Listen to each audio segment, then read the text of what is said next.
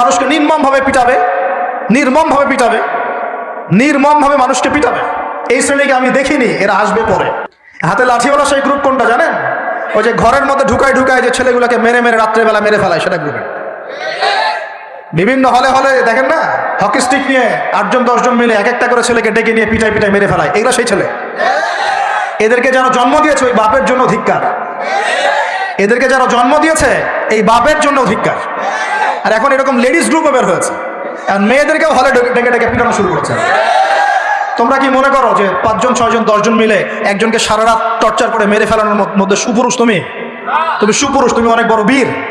সাহস থাকলে তুমি একজন একজন মারামারি করে দেখাও না দেখি। তোমার এত বড় সাহস, তাহলে একজন মারামারি করে দেখাও না। আসো রিংয়ের মধ্যে, আসো রিংয়ের মধ্যে আসো, তারপর দেখি তোমার কত শক্তি, আমাদের কত শক্তি। একজন 1-on-1 ব্যাটেলে আসো, খালি হাতে 1-on-1 ব্যাটেলে আসো। 8জন 10জন মিলে একটা বুয়েটের ছেলে, একটা মেডিকেলের ছেলে, একটা অমুকের ছেলে, তমুকের ছেলে, বাবা মায়ের স্বপ্ন লালন করা ছেলেগুলোকে ঘরের মধ্যে ঢুকাবা, সারা রাত পিটায় মেরে ফেলবা। এটাকে তোমরা সাফল্য মনে করো, বীরত্ব মনে করো? এই ছেলেগুলোকে জন্ম দিয়েছে যে পিতা মাতায়, এদের জন্য ধিক্কার আমার পক্ষ থেকে। আপনারা এইসব সন্তান জন্ম দিতে গেলেন কেন? খিদির আলাইহিস সালাম বেঁচে থাকলে ছোটবেলায় মেরে ফেলতো এদেরকে।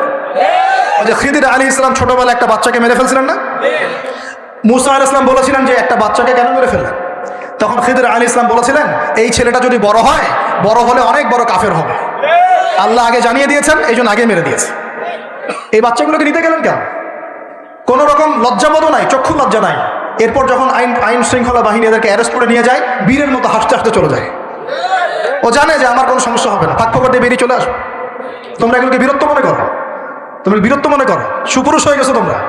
এতই যদি ক্ষমতা থাকে, সাহস থাকে, তো একজন মারামারি করো না কেন? 1-on-1 ব্যাটেলে আসো, তারপর দেখো কে জিতে কে হারে। 10জন মিলে একজনকে পিটাবা, মনে করছো বড় বীর হয়ে গেছো।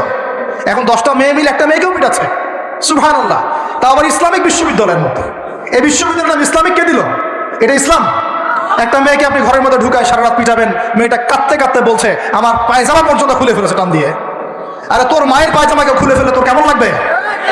তোর বোনের পায়জামাকে খুলে ফেলে তোর কেমন লাগবে? কোন সাহসে তুই একটা মেয়ের পায়জামায় হাত দিস? এত বড় সাহস!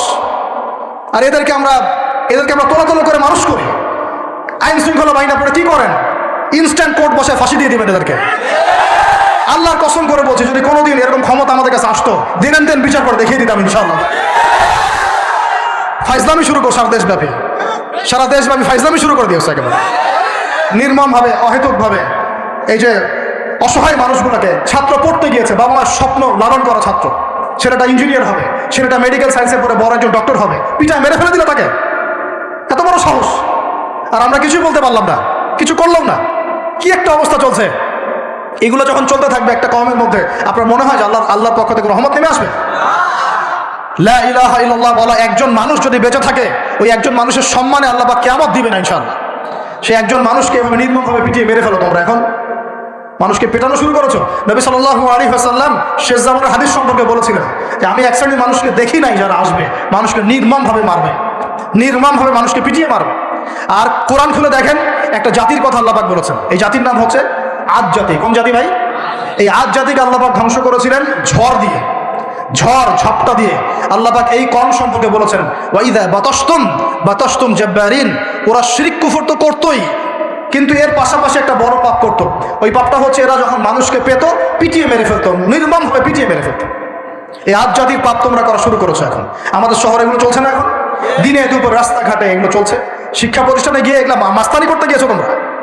আবার তোমরা মাহফিল করে আমাকে ডাকো ওয়াজ নসিহত করতে, আমার সাথে এগুলোর কোনো সম্পর্ক নেই। আমার কাছে তো একটা মাস উমরের শাসন যদি চলে না, দেখবেন সব লাইনে চলে আসছে ইনশাআল্লাহ।